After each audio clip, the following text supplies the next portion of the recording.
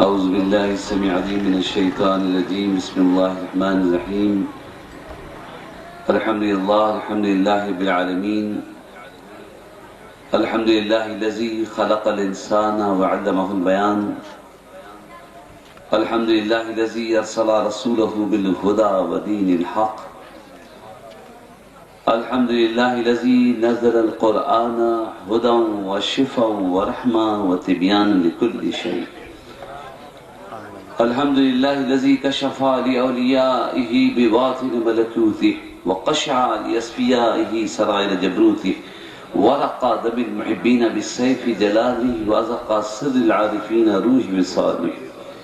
وصلى الله على سيدنا محمد النبي الأمي وآله وأصحابه وأزواجه أمهات المؤمنين وذريته وأهل بيته وأولياء أمته علماء ملته وفقراء طريقته.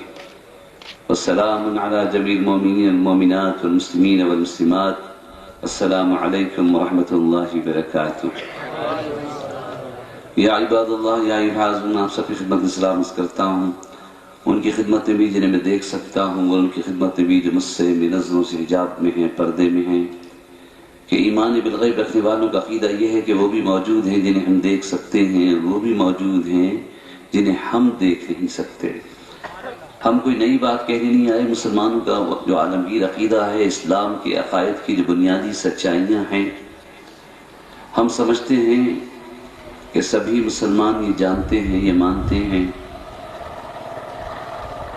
کہ بہت سی چیزیں ہم سے چھپی ہوئی ہیں، غیب میں ہیں. ہماری تعریف اللہ نے یہی فرمائی، یؤمنون بالغیب، یہ غیب پر ایمان لاتے ہیں. اور ہم غیب پر ایمان کیسے لائے؟ جس چیز کو ہم نے دیکھا نہیں، جانا کیسے، جانا نہیں تو مانا کیسے؟ اس محفل میں آپ بھی موجود ہیں، اور اتنا عقیدہ تمام مسلمانوں کا ہے کہ شخص کے ساتھ دو فرشتے نام عمل لکھنے والے موجود ہوتے ہیں. تو جتنے افراد موجود ہیں اس سے دوگنے فرشتے موجود ہیں. پھر دو فرشتے تو سبھی کے ساتھ ہوتے ہیں، مسلم ہو کہ غیر مسلم ہو. اور امت مصطفیٰ کانفرنس ہے، اور کوئی بھی ہو سب حضور کی امت میں ہے. کوئی مانے نہ مانے، سبھی اللہ کے بندے ہیں. اسی کے ہیں نا، کوئی اس کا اپنا رب مانے یا نہ مانے، اسی کے ہیں. جو نہیں مانتا وہ نیرے گمان میں ہے، وہ دھوکے میں ہے، وہ غلط فہمی میں ہے. ہم چاہتے ہیں وہ غلط فہمی دور ہو جائے. جو حضور کا اپنا رسول نہیں مانتا تو حضور کی رسالت میں تو کوئی کمی نہیں. حضور تو سب کے لیے رسول ہیں. مسلم شریف کی صحیح حدیث شریف، ارسلت الخلق کافہ، اللہ نے مجھے ساری مخلوق کی طرف رسول بنا کر بھیجا ہے، اور ساری مخلوق نے گواہی دی ہے کہ حضور میرے رسول ہیں. زمین نے ابو جہل کی مٹھی میں کنکریوں نے کلمہ پڑھ کر بتا دیا کہ حضور میرے رسول ہیں. چاند نے دو ٹکڑے ہو کے بتا دیا کہ حضور میرے بھی رسول ہیں. سورج نے واپس پھر کے بتا دیا حضور میرے بھی رسول ہیں. درخت نے چل کے بتا دیا حضور میرے بھی رسول ہیں. اور معراج کی شب 18,000 عالم سجے ہوئے کہہ رہے تھے مرحبا یا مصطفیٰ. حضور سب کے لیے رسول ہے. ما ارسلناک الا رحمت للعالمین. ہم سب ایک ہیں، ہندو، مسلم، کافر، عیسائی، یہودی، سکھ، سب ایک ہیں. اور کیوں ایک ہیں؟ کہ ہمارا بنانے والا ایک ہے. وحدت انسانی اسی لیے ہے، بلکہ ساری مخلوق ایک ہے اس لیے اس کا بنانے والا ایک ہے. اور اگر کئی ہوتے بنانے والے تو پھر ساجھے میں ہمیشہ لڑائی ہو جاتی ہے، پارٹنرشپ میں اختلاف پیدا ہو جاتا ہے. یہ جو زمین اور آسمان ٹکراتے نہیں، ایک مکمل نظام جو کائنات کا چل رہا ہے، یہ دلیل ہے اس بات کی کہ اس کے بنانے والا ایک ہے. ایک بڑی بھی تھی، زیادہ پڑھی لکھی نہیں تھی. پھر مولوی صاحب کو فکر ہوئی کہ اس کا عقیدہ کیا ہوگا، تو جا کے بڑی بھی سے پوچھا، بڑی بھی تو کسی کو مانتی ہوگا؟ کیوں نہیں مانتی؟ میں اپنے بنانے والے کو مانتی ہوں. اچھا، کہ تم کو یا زمین آسمان سب کو؟ کہ سب کو اسی نے بنایا. بنانے والا ایک ہے کہ کئی ہے؟ اس نے کہا کئی ہے. کئی نہیں، ایک ہے. کہ کیسے؟ کہ میں نے چرخی سے سیکھا. وہ سوت کاٹتی تھی، کاٹن کا کام کرتی تھی، داغے بات. کہ میں نے اس چرخی سے سیکھا ہے کہ کوئی چلانے والا ہے، بنانے والا ہے. کتنے ہیں بنانے والے؟ اس نے کہا ایک. کیسے؟ کس سے سیکھا؟ کہ یہ بھی چرخی سے سیکھا. کہ کیسے سیکھا؟ کہ دیکھو جب میں یہ چھوٹی سی چرخی چلاتی ہوں تو چلتا ہے، جب میں چلاتی ہوں تو چلتی ہے نا، تو یہ آسمان کی چرخی ایسے ہی چل رہی ہو کہ کوئی چلا رہا ہے تو چل رہی ہے۔ یہ سورج چاند ستارے ایسے ہی نکل رہے ہیں، کوئی نکال رہا ہے تو نکل رہے ہیں نا۔ اچھا بڑی بھی یہ بتائیے کہ ایک ہے کہ کئی ہے؟ کہاں نہیں، ایک ہی ہے۔ اس لیے کہ دیکھو میں چرخی چلاتی ہوں تو نلکی پہ بھی ہاتھ رکھتی ہوں، اندازے ہوں تاکہ دھاگے نہ ٹوٹے۔ اگر ادھر کسی کا ہاتھ ہوتا، ادھر میرا ہاتھ ہوتا تو دھاگا ٹوٹ جاتا۔ تو بنانے والا بھی کوئی ہے، چلانے والا بھی کوئی ہے، اور ایک ہے اور اپنی مرضی ہی سے چلا رہا ہے۔ اللہ اکبر اللہ اکبر۔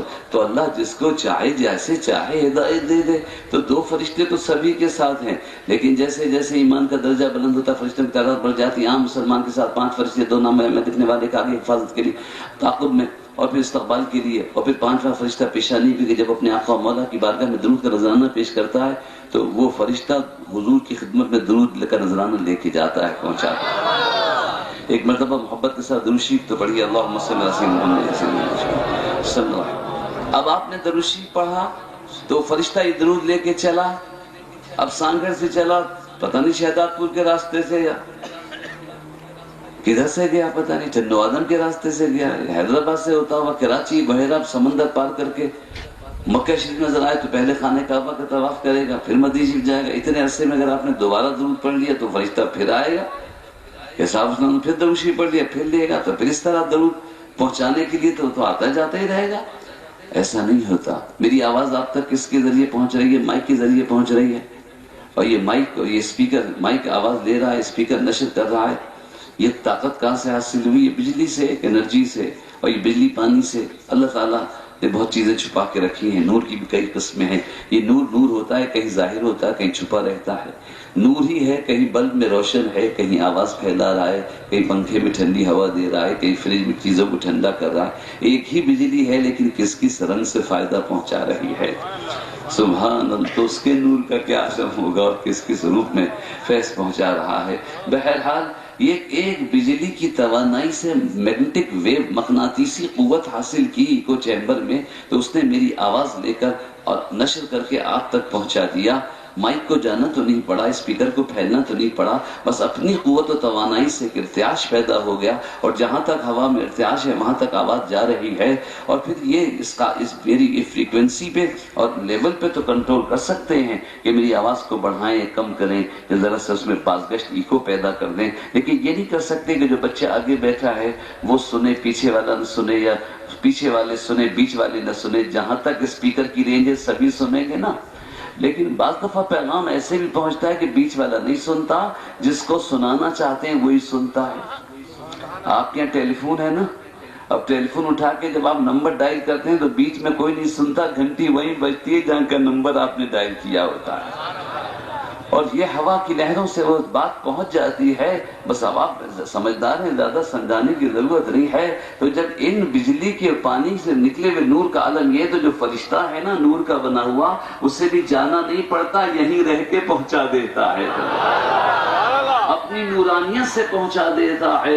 اللہ اکبر اللہ اکبر۔ جس کو آپ سلام بھیجتے ہیں اس کو پہنچا دیتا ہے۔ حضور کی خدمت میں سلام پہنچائیں، صحابہ کرام کی خدمت میں سلام دیں، مولا علی کو یاد کریں، غوث الاعظم کو یاد کریں، ارے جس کو آپ یاد کریں فرشتے وہاں تک سلام پہنچا دیتے ہیں۔ حتیٰ کہ اگر آپ نے والدین کی مغفرت کی دعا کریں تو وہاں بھی رحمت پہنچ جاتی ہے۔ اللہ اکبر۔ یہ پورا نظام ہے اللہ کی طرف سے بندھا ہوا۔ سبحان اللہ۔ آئیے اس محفل میں آ جائیں۔ اس محفل میں فرشتے ہیں، اور اب وقت نہیں یاد کروں کہ کتابوں میں لکھا ہوا ہے کہ ایک مسلمان کے ساتھ تقریباً 120 فرشتے ہوتے ہیں، 120۔ اور پھر جو لوگ ان الذین قالوا ربنا اللہ ثم استقاموا تنزل علیہم الملائکہ، جو کہتے ہیں اللہ ہمارا رب، اس پہ استقامت اختیار کر لیں، ان پہ اللہ فرشتے بھیجتا رہتا ہے۔ وہ پریشان ہوتے ہیں تو دل میں تسلی کی خوشخبریاں ڈالتے ہیں فرشتے، اللہ تعالیٰ ان کے پاس فرشتے بھیجتا رہتا ہے۔ اچھے کام تو سبھی کرتے ہیں، ہندو ہو، کوئی بھی ہو، کافر ہو، انسانی اخلاقی کام، ماں باپ کی خدمت سبھی کرتے ہیں، لیکن اگر وہ آخرت پہ ایمان لا کے کریں تو جو دنیا میں ان کا نام اچھا ہوتا ہے نا، دیکھیے فلاں شخص کتنا اچھا ہے، کتنا اچھا کام کرتا ہے، کتنا اچھا انسان ہے، یہ تو ہوگا ہی، اور روزی میں برکت ہوگی، لیکن اگر ایمان لا کے کام کرے گا تو آخرت میں بھی صلہ مل جائے گا۔ دنیا میں بھی عزت ملے گی، دنیا میں بھی نیک نامی ملے گی، دنیا میں بھی پیسہ ملے گا، دنیا میں بھی لوگ کہیں گے بہت اچھا آدمی ہے، بہت اچھا آدمی ہے۔ لیکن اگر ایمان لا کے کہ بھئی آخرت اس کے مرنے کے بعد بھی ایک زندگی ہے، اگر آخرت پہ یقین رکھ کے کوئی عمل کرے گا تو آخرت میں بھی اس کو صلہ مل جائے گا۔ اور ہم یہی چاہتے ہیں کہ آپ یہاں بھی خوش رہیں اور وہاں بھی خوش رہیں، اور ہم تو سب کو حضور کی امت سمجھتے ہیں۔ جو قبول کے علماء جانتے ہیں کہ ایک امت دعوت ہے اور ایک امت اجابت ہے، یعنی اس میں سے دعوت تو سب کے لیے ہے، لیکن جو قبول کرے وہ قبول کرنے والے ہیں، ورنہ دعوت حضور کی سب کی طرف ہے کہ حضور صلی اللہ علیہ وسلم تمام عالم کی لیے رحمت بن کر آئے، تمام انسانوں کی طرف رسول مبعوث ہوئے ہیں۔ آئیے اس محفل میں آ جائیں، اپنی کم علمی کو سب سے بڑے علم سے سہارا دیتے ہیں۔ قرآن مجید فرقان حمید کی تلاوت ہوئی، جناب عبدالعزیز شیخ رحمانی دامت برکاتہم عالیہ نے بڑی عمدہ تلاوت فرمائی۔ آغاز کیا الحمد شریف سے، سورۃ الفاتحہ سے، پھر سورہ رحمان کی تلاوت کی۔ اب میں سوچ رہا ہوں کہ کس آیت سے اس وقت استفادہ کریں، تو آئیے یہ غور کریں کہ پوری کائنات کا خلاصہ کیا ہے۔ پوری کائنات کا خلاصہ مذاہب ہیں کہ زندگی کیسے گزاری جائے۔ ان مذاہب کی دو بڑی قسمیں ہیں۔ بعض دفعہ انسانوں نے خود بنا لیا کہ ہمیں یہ کام کرنا چاہیے، یہ نہیں کام کرنا چاہیے، دکھ سکھ کے معیار بنا لیے، خوشی کے غم کے معیار بنا لیے، رشتوں کے تعلق کا وہ بنا لیا۔ اور کبھی یہ مت کہیے گا، آپ کبھی کوئی کہے صاحب فلاں مسئلہ آپ کو معلوم ہے، آپ کہیے صاحب میں تو مذہبی نہیں ہوں، معلوم کرنا ہے تو مولوی صاحب سے جا کے معلوم کرے۔ جس نے یہ کہا میں مذہبی نہیں ہوں، اس نے تمام مذہبوں کا انکار کر دیا۔ پھر قبر کے نیچے جا کے کیسے کہو گے اسلام ہمارا مذہب ہے، دین الاسلام؟ کبھی مت کہنا کہ ہم مذہبی نہیں ہیں۔ اگر کوئی انسانیت کا ایسا سوچنے والا پیدا ہو جائے کہ چھوڑو یہ سارے اختلاف، سارے یہ بہت سے فرقے بن گئے، مذہب بھی بہت سے بن گئے، چھوڑو، چلو کسی ایک جگہ جنگل میں ایک نئی بستی بنا لیں، کسی مذہب کو نہیں مانتے، ایک نئی بستی بناتے ہیں، مل جل کے رہتے ہیں۔ تو وہ جو نئی بستی بنائیں گے، پھر اس میں رہنے کے جو طریقے آپ بنائیں گے، رشتہ کیسے ہوگا، شادی کیسے ہوگی، بھائی بہنوں کا تعلق کیسے ہوگا، کس بات پہ خوش ہوں گے، کس بات پہ رنجیدہ ہوں گے، کس بات کو جرم سمجھیں گے، کس بات کو اچھا اخلاق کا سمجھیں گے، وہ جو قانون آپ بنائیں گے نا، وہی آپ کا مذہب بن جائے گا، وہی آپ کی زندگی گزارنے کا طریقہ بن جائے گا۔ تو دنیا میں غیر مذہبی تو کوئی بھی نہیں ہوتا، لیکن دو بڑی قسمیں ہیں۔ ایک وہ ہیں کہ جو لوگوں نے خود معیار بنا لیے، کسی نے ہٹلر نے معیار بنایا کہ طاقت سے سب کچھ چلے گا، ناکام ہو گیا۔ رشیا نے معیار بنایا کہ سب کو برابر تنخواہ، سب کو ایک جیسے کپڑے، اور کوئی بات نہیں، اگر جنگ میں ضرورت پڑے تو ڈاکٹر کو بھی پکڑ لو اور مزدور کو بھی پکڑ لو، ٹیچر کو بھی پکڑ لو اور آدمی اسلحہ دے کے سرحد پہ بھیج دو، چاہے وہ کام کوئی بھی کرتا ہو، لیکن بندوں کو گنو، 1 2 3 4 10 آدمی چاہیے، کوئی سے بھی چاہیے، آدمی چاہیے۔ اگر بچے چاہیے، ان کے گھر سے بچے لے لو، کسی کا بچہ ہو، کیا فرق پڑتا ہے، انسانی تو ہے۔ ماں باپ کا تصور نہیں، اولاد کا تصور نہیں، میاں بیوی کا تصور نہیں، بیوی کی ضرورت ہے، کسی کی بھی عورت کو لے لو، عورت تو عورت ہے نا۔ یہ کمیونسٹ رشیا میں یہ انتظام رہا، کوئی رشتے کا تقدس نہیں رہا، کس کا بیٹا کس کی بیٹی، آدمی ہو تم اور حکومت کے ہو تم، جب تمہاری ضرورت پڑے گی حکومت تمہاری اولاد دے دے گی۔ یہ اولاد سے تعلق کیا ہے؟ جانوروں کی طرح زندگی ہے، جس طرح گھاس پھوس اگتے ہیں اسی طرح تم بھی اگتے ہو، آخر وہ نظام بھی تباہ ہو گیا نا۔ اللہ اکبر۔ تو دنیا میں لوگوں نے اپنے اپنے نظام بنائے اور تباہ ہوتے رہے۔ اللہ اکبر۔ پھر وہ مذاہب ہیں جو اللہ نے بھیجے ہیں، اللہ نے بھیجے، ان میں پھر کسی وقت اور کسی زمانے کے مطابق اللہ تعالیٰ نے جو ضرورت تھی اس کے مطابق قوانین بھیجے، اپنے نبیوں کو بھیجا۔ تو ہم آئیے غور کرتے ہیں، ساری کائنات کا خلاصہ مذاہب ہیں۔ مذہب کسے کہتے ہیں؟ ذہبہ سے ہے، یہ کہتے ہیں راستہ چلنے کو، ایک راستہ جس پہ چلا جائے، دا وے آف لائف، زندگی گزارنے کے طریقے کو مذہب کہتے ہیں۔ تو کوئی آدمی بناتا ہے اور کسی نے، کوئی آپ مشین چلائیں، کوئی نیا ٹریکٹر لیں تو اس کمپنی سے کتاب بھی خریدتے ہیں نا، اس کو چلانا کیسے ہو، یہ ڈیزل سے چلے گا کہ پیٹرول سے چلے گا، بغیر کتاب کے تو آپ اس مشین کو نہیں چلاتے نا۔ اسی طرح پھر انسان کو چلنے کے لیے اس سے کتاب مانگنی چاہیے جس نے انسان کو بنایا کہ یہ کس چیز سے چلتا ہے، اس کے لیے کیا چیز اچھی ہے، کیا چیز بری ہے۔ مولا علی کہ کیا بات ہے، ایک لفظ حفاظت سے کیسا استعمال کیا۔ کسی نے پوچھا یا علی نشہ کیوں حرام ہے؟ فرمایا تاکہ عقل کی حفاظت ہو سکے۔ پوچھا بدکاری کیوں حرام ہے؟ کہا تاکہ نسل کی حفاظت ہو سکے، ماں باپ پہچانے جا سکے۔ نشہ کیوں حرام ہے؟ تاکہ عقل کی حفاظت ہو سکے۔ مگر کوئی ایسا بھی کہہ سکتا ہے کہ صاحب ہم کو تو نشہ نہیں ہوتا، ہم تو پی کے اور ہوش میں آ جاتے۔ یہ جو زیادہ ہوش میں آنا ہے نا، یہی نشہ ہے۔ وہ جب بات کرتے وقت آدمی دہراتا ہے اور کوہنیاں موڑتا ہے اور آنکھیں نکالتا ہے اور دہراتا ہے کہ کیا بولا میں نے، سمجھا کروچے ہوئے تھا میں نے کیا بولا تم کو، بات سمجھ گئے، سمجھ رہے ہیں؟ وہ جو سمجھانا چاہتا ہے نا کہ میں نشے میں نہ ہوں، سننے والا سمجھتا ہے ٹن ہے۔ وہ اس کی حماقت یہ ہوتی ہے کہ وہ اس وقت بھی نہیں سمجھ رہا ہوتا ہے کہ دوسرا شخص اچھی طرح سمجھ رہا ہے کہ میں نشے میں ہوں، لیکن وہ سمجھا رہا ہوتا ہے کہ میں نشے میں نہیں ہوں۔ اللہ اکبر، اللہ اکبر۔ عقل کی حفاظت نہیں رہتی نا، اور پھر بچے معذور پیدا ہو جاتے ہیں۔ جین اس کوٹڈ، درخت کا اثر بیج میں، بیج کا اثر درخت میں ضرور منتقل ہو کے رہتا ہے۔ بیجوں کی بیماری سے فصل خراب ہوتی ہے نا، تو تمہارے پسینے سے جو چیز منتقل ہوتی ہے، احتیاط سے کہہ رہا ہوں، اس کی وجہ سے آنے والی اولاد ضرور خراب ہوتی ہے۔ اللہ اکبر، منتقل ہوتا ہے اثر بیج کا، درخت پہ، درخت کا اثر بیج پہ۔ اللہ اکبر۔ فرمایا مولا علی نے کہ تاکہ عقل کی حفاظت ہو سکے۔ پوچھا بدکاری کیوں حرام ہے، فحاشی کیوں حرام ہے؟ فرمایا تاکہ نسل کی حفاظت ہو سکے۔ اولاد کا حق ہے کہ اس کو معلوم ہو کہ میری ماں کون ہے، میرا باپ کون ہے۔ اللہ پوچھا کہ یہ ولیوں کا سلسلہ کیوں ہے؟ نعرہ ولایت لگ گیا نا، ولایت کی کیا ضرورت ہے، ولیوں کی کیوں ضرورت ہے؟ فرمایا تاکہ امت کی حفاظت ہو سکے۔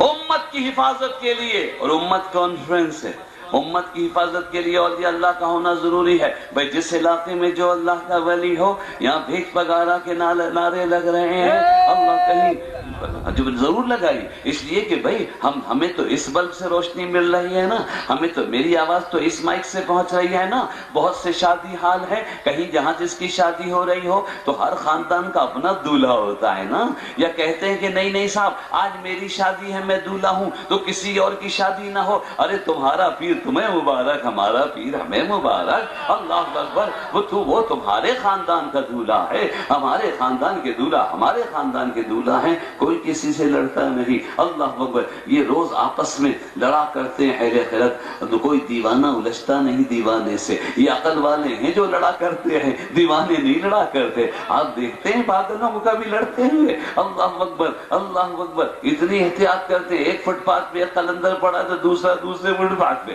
اللہ اکبر، اللہ کبھی نہیں لڑتا۔ یہ عقل والے ہیں جو لڑتے ہیں، اور عقل جو ہے ناقص ہوتی ہے۔ میں کیا کروں، کہاں سے بات، پہلے آنے دیجئے ایک عنوان کہیں تو قرآن کی کسی ایک آیت کو تو وہ بنا لوں میں عنوان۔ اللہ اکبر، کہ تمام کائنات کا خلاصہ مذاہب ہیں، تمام مذاہب حق کا خلاصہ اللہ کی طرف سے جتنے آئے دین، حضرت آدم علیہ السلام سے لے کر ختم مرتبہ حضور صلی اللہ علیہ وسلم تک جتنے صحیفے آئے، جتنے پیغام آئے، ان کا خلاصہ اسلام ہے، ان کا خلاصہ اسلام ہے۔ تمام اسلام کا خلاصہ قرآن ہے، تمام قرآن کا خلاصہ الحمد شریف ہے، اور تمام الحمد کا خلاصہ اہدنا الصراط المستقیم ہے۔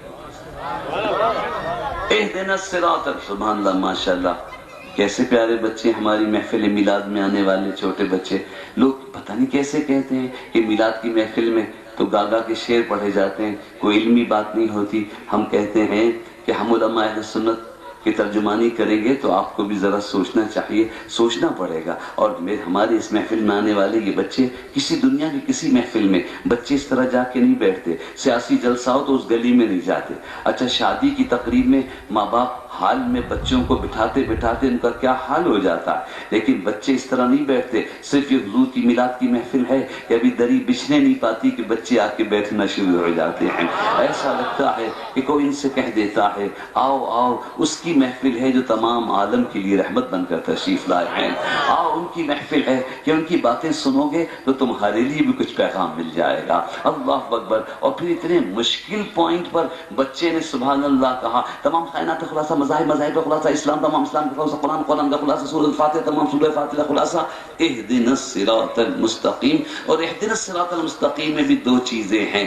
جو صراط مستقیم پہ چلا وہ قرآن پہ چلا، جو قرآن پہ چلا اسلام پہ چلا، جو اسلام پہ چلا وہ تمام 1,24,000 کم و بیش انبیاء علیہ السلام کی شریعت کے نچوڑ پر چلا۔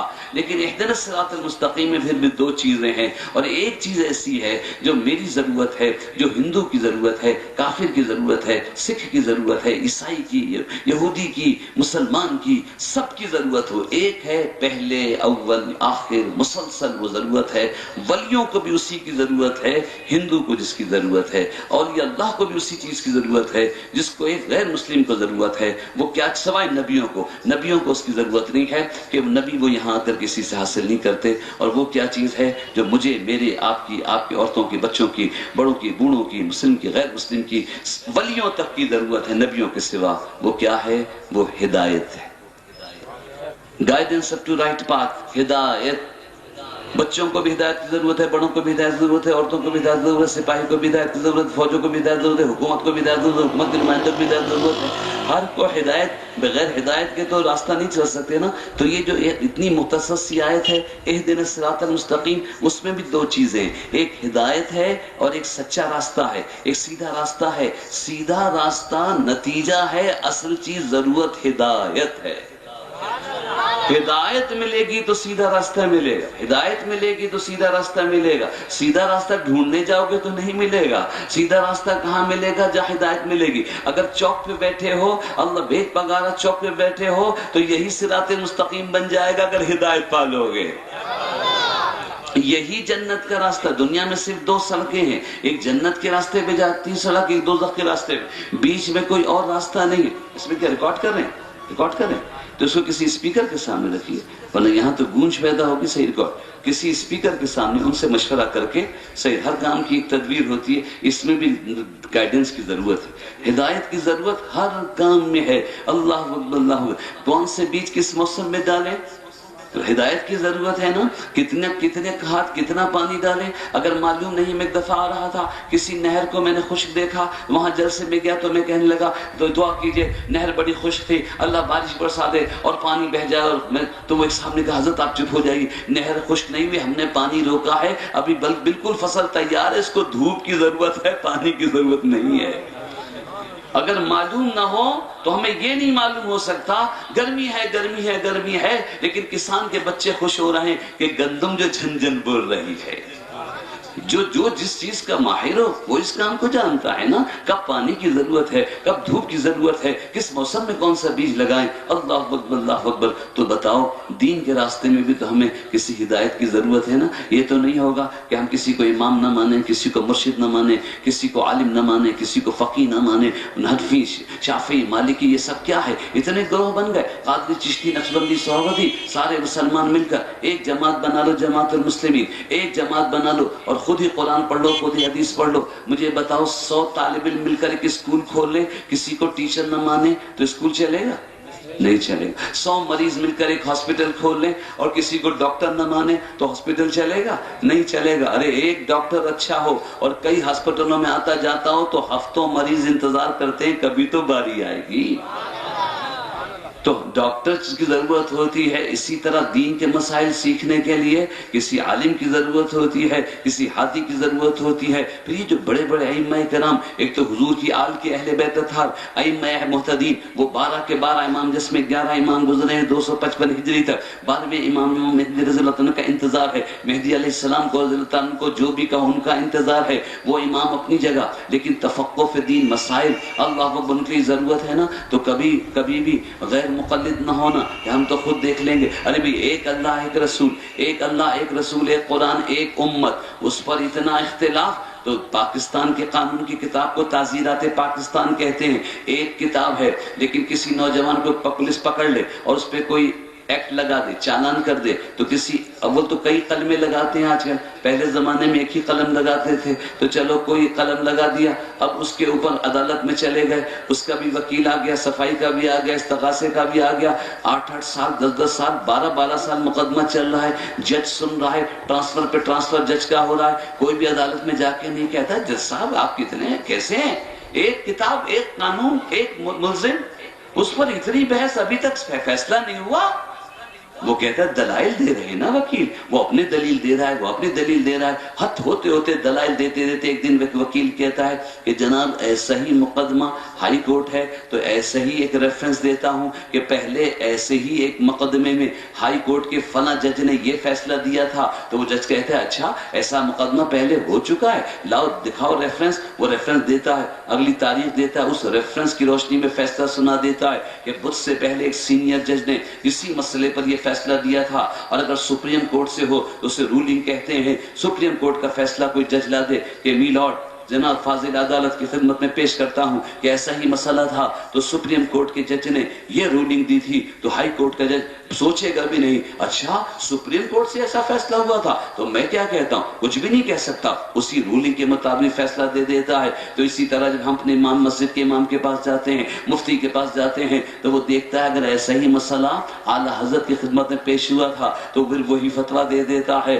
اور اگر سپریم کورٹ سے آ جائے، اگر امام اعظم سے آ جائے تو کہتا ہے سوچنے کی ضرورت ہی نہیں ہے، اللہ اکبر اللہ اکبر۔ اور اگر کہیں حضور حضرت محمد مصطفیٰ صلی اللہ علیہ وسلم کی حدیث مل جائے، قرآن کی آیت مل جائے، تو پھر تو سوچنے کی کوئی ضرورت ہی نہیں ہوتی۔ ہدایت کے محتاج ہیں ہم سب، ہدایت میں لینے کے لیے۔ لیکن ایک بات ہے، انجمن عاشقان رسول اللہ صلی اللہ علیہ وسلم نے اتنی پیاری محفل سجائی ہے، اور آج موسم بھی پھر ایک دفعہ ٹھنڈا ہو رہا ہے، اور آپ ماشاءاللہ آرام سے بیٹھے ہوئے ہیں، لیکن ہدایت حاصل کرنے کے لیے ذرا محنت کرنی پڑتی ہے۔ غافل رہنے کے لیے کچھ نہیں کرنا پڑتا، جائیے آرام سے سو جائیے، روزی کمائیے، سو جائیے، کھائیے پیجیے، سوئیے جاگیے، یہ حیوانی زندگی ہے، اتنا تو جانور بھی کر لیتے ہیں، لیکن انسانی زندگی کے لیے کچھ معلومات حاصل کرنے کے لیے، ہدایت حاصل کرنے کے لیے آپ کو محنت کرنی پڑتی ہے۔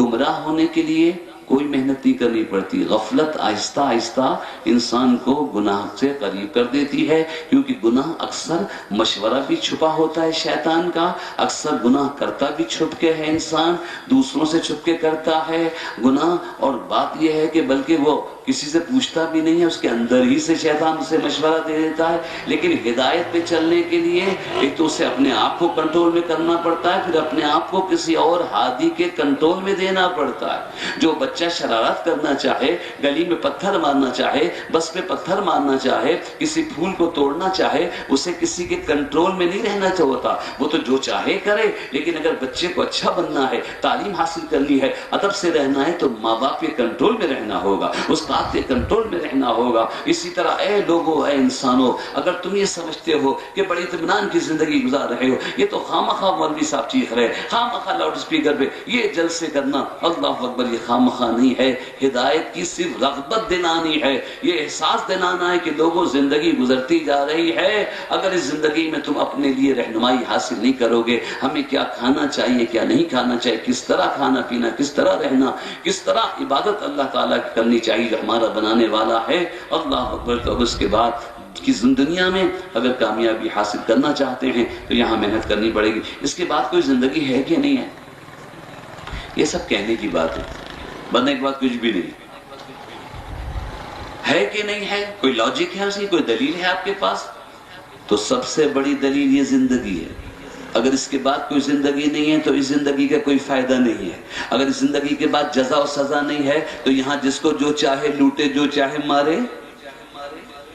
اس دنیا میں زندگی گزارنے کے لیے جو قانون ہے نا، وہ اسی لیے ضروری ہے کہ آدمی ایسے کام کرے کہ یہاں سے مرنے کے بعد سزا نہ ملے، ورنہ اگر مرنے کے بعد زندگی نہ ہو تو پھر جو چاہو لوٹو مارو کھاؤ پیو، مرنے کے بعد کوئی پوچھنے والا ہی نہیں ہے، تو تم سے کون پوچھے گا، اور چور سے کون پوچھے گا، اور ظالم سے کون پوچھے گا۔ لیکن کیونکہ مرنے کے بعد ایک زندگی ہے، اس لیے یہ زندگی لاجک رکھتی ہے، منطق رکھتی ہے، دلیل رکھتی ہے کہ زندگی کو اچھی طرح گزارو۔ اس زندگی کا ہونا، ایک صوفی تھے نا، ایک عالم تھا، ایک پڑھا لکھا بظاہر عالم تھا، وہ ہر جگہ پھرتا پھرا کہ بتاؤ اللہ کے ہونے کیا دلیل ہے، اللہ ہے کیا دلیل ہے۔ تو انہوں نے کہا بھائی اس کی تو دلیل دی نہیں، اس کو تو ہم نے بے دلیل مانا، یہی بات صحیح ہے۔